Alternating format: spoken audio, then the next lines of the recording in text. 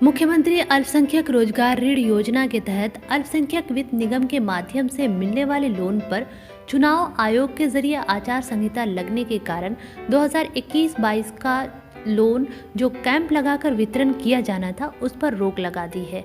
अल्पसंख्यक वित्त निगम के विश्वस्त सूत्रों के अनुसार वित्त निगम के लोन वितरण की सारी तैयारियां पूरी कर ली थी, लेकिन इलेक्शन कमीशन ने आचार संहिता का हवाला देते हुए इसे चुनाव खत्म होने तक रोक दिया है।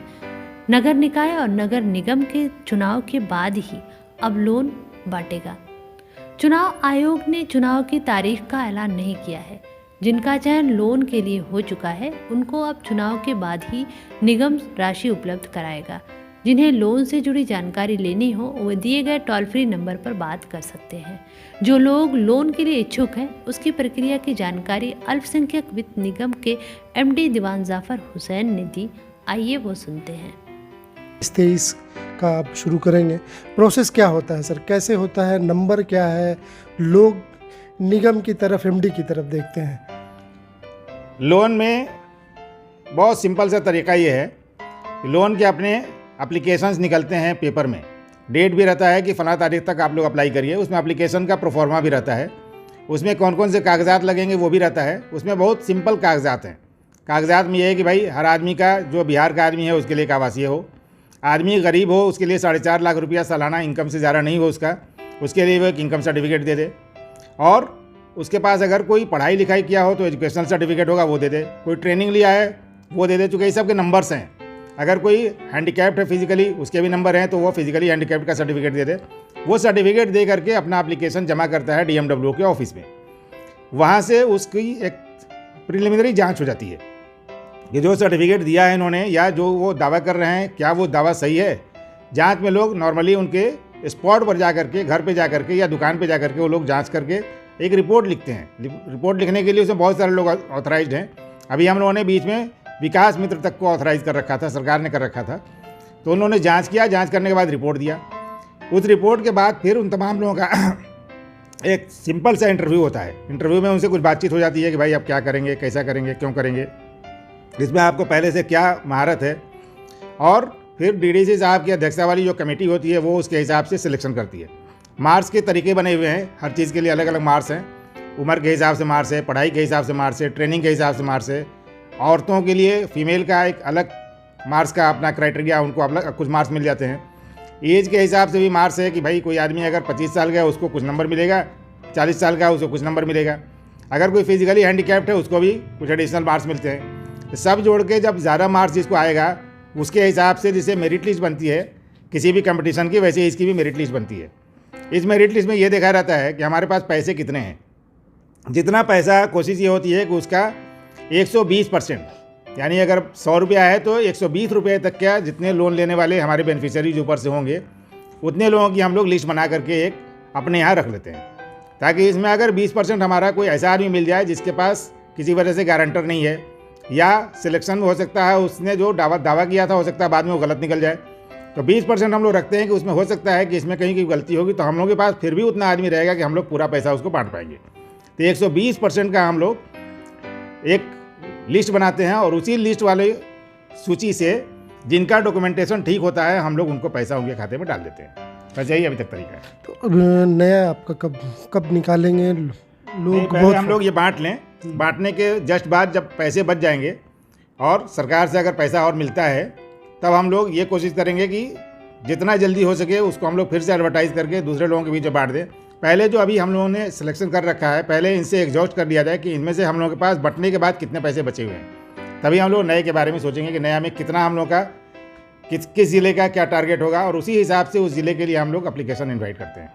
सर अक्सर ज़िलों से ये शिकायत आती है कि कुछ बीच के लोगों से मिलते हैं, वहाँ 2%, 4%, 5% उनसे ले लेते हैं। कई लोग ऐसे हैं सर जिनका आज तक आपके यहाँ कोई रिकॉर्ड नहीं है, उनसे पैसा ले लिया गया, रिकवरी एजेंट या वहाँ के लोग, इसके लिए क्या किया? चूँकि ये अभी तक जो हम लोगों ने देखा है वो ये है कि अक्सर हर जगह पकड़मार टाइप का लोग, जो मतलब शरारती लोग हैं, वो लोग हमेशा एक्टिव रहते हैं। अभी तो साइबर फ्रॉड भी हो रहा है, आप लोग सभी लोग देख रहे हैं, लोग अलग अलग तरह से लोगों को ठगने में लगे हुए हैं।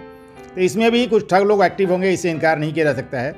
बट ऐसे ठग लोगों से बचाने के लिए हम लोगों ने कई तरीके अपनाए हैं। पहला तो ये कि लोन सैंक्शन होने की जानकारी उन लोगों को SMS से दी जा रही है। जो लोग जो बेनिफिशरीज़ हैं उनको एक और SMS हम लोग भेज रहे हैं कि भाई आप फ्रॉडस्टर से या जो नकलची और दलाल किस्म के या इस तरह के जो बिचौलिए होते हैं उनसे आप सावधान रहिए। उनको पैसा नहीं देना है और पैसा कहीं लगता नहीं है आपका एडिशनल।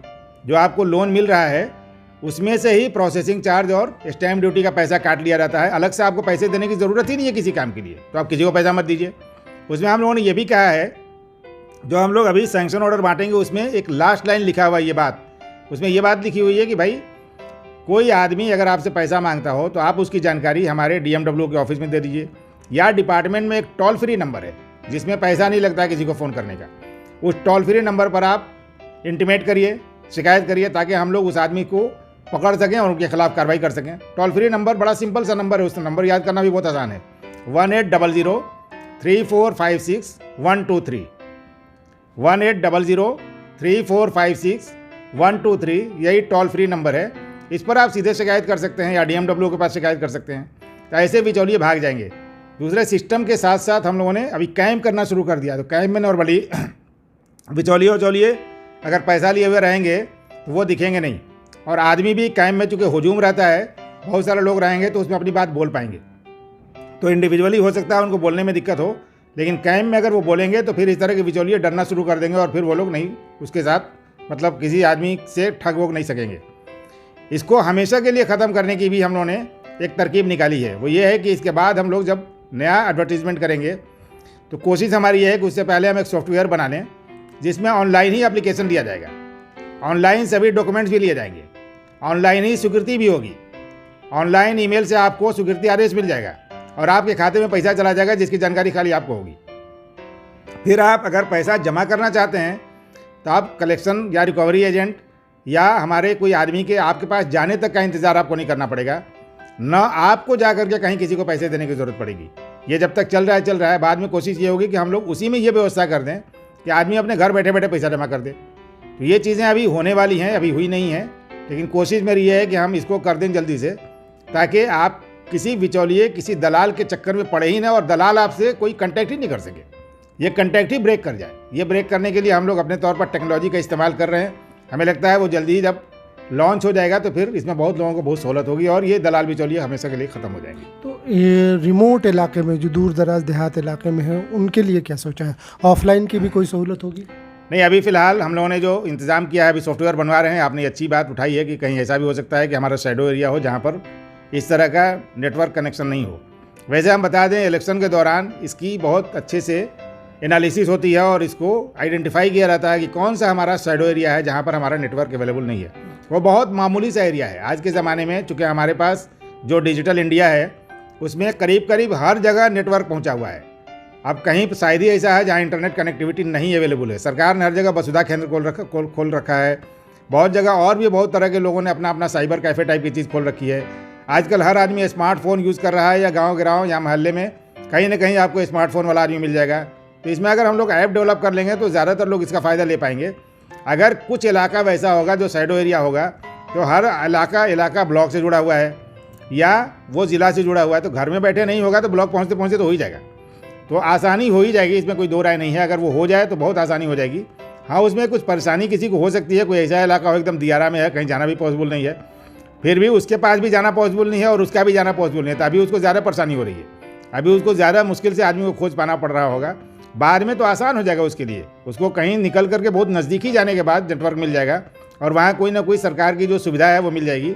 सरकार ने बहुत जगह इस तरह के सर्विस सेंटर खोल रखे हैं जहाँ पर लोगों का इस तरह का ऑनलाइन काम आसानी से होता है। क्योंकि अब ज़्यादातर जो एग्ज़ाम्स होते हैं, चाहे वो मैट्रिक के एग्ज़ाम हो, चाहे किसी कम्पिटिटिव एग्जामिनेशन का फॉर्म हो, सब ऑनलाइन भरा जा रहा है। तो सरकार ने ये सहूलत चूँकि हर जगह दे रखी है और लोग इससे अवेयर हो गए हैं। अब सरकार के इस प्रोग्राम को लोग अच्छे से समझ गए हैं, जान गए हैं। तो सब आदमी चूँकि अब थोड़ा थोड़ा इसको जान गया है, तो अब हमें लगता है कि इस काम को, उसी काम को अगर हम कराएंगे तो उसमें परेशानी उसको नहीं होनी चाहिए, ऐसी हमें उम्मीद है। लोन लेने वालों के लिए एक मैसेज आपका सर। लोन लेने वालों के लिए बस मेरा सिंपल मैसेज यही है कि ये लोन आपको आपके इकोनॉमिक कंडीशन को बेहतर बनाने के लिए दिया जा रहा है, बट इसमें स्पिरिट यही है कि आप इसका बेस्ट यूज़ करिए और अपने इस पैसे को इस तरह इस्तेमाल करिए कि आप इसका ज़्यादा से ज़्यादा फ़ायदा ले सकें। फिर सरकार का पैसा दे दें ईमानदारी के साथ, ताकि हम लोग फिर दूसरे को दे करके फिर उसकी भी हालत को बेहतर बना सकें। एक सवाल सर, कई बार कुछ अनाउंसमेंट हुआ है कि अब लोन की रकम जो है या राशि बढ़ेगी और इस पर जो आपका इंटरेस्ट रेट है वो कम होगा, ये बात अक्सर लोग पूछ रहे हैं फ़ोन करके। ये सरकार की कोई पॉलिसी जब तक वो ज़ेर गौर होती है ना, तब तक उस पर कोई कमेंट नहीं होता है, इसलिए जब हो जाएगा तब इसके बारे में हम लोग बात करेंगे। ठीक, शुक्रिया सर। Thank you. ये थे वित्तीय निगम के एमडी दीवान जाफ़र हुसैन खान। आपसे जो आप देख रहे हैं, जिनका सवाल होता है, जो फ़ोन करते हैं, आप अपने इलाके के DMW के राब्ते में रहें। जब भी आप एप्लीकेशन आए भरें, और MD साहब का इसमें कोई रोल नहीं होता है, सारा काम सिलेक्शन कमेटी करती है। इन्होंने बताया ये लोन, ये स्कीम सिर्फ वित्तीय तौर पे कमज़ोर और माली तौर पे कमज़ोर लोगों के लिए है। लोन लें, काम करें, लोन वापस करें, नहीं तो आपके साथ कार्रवाई भी हो सकती है।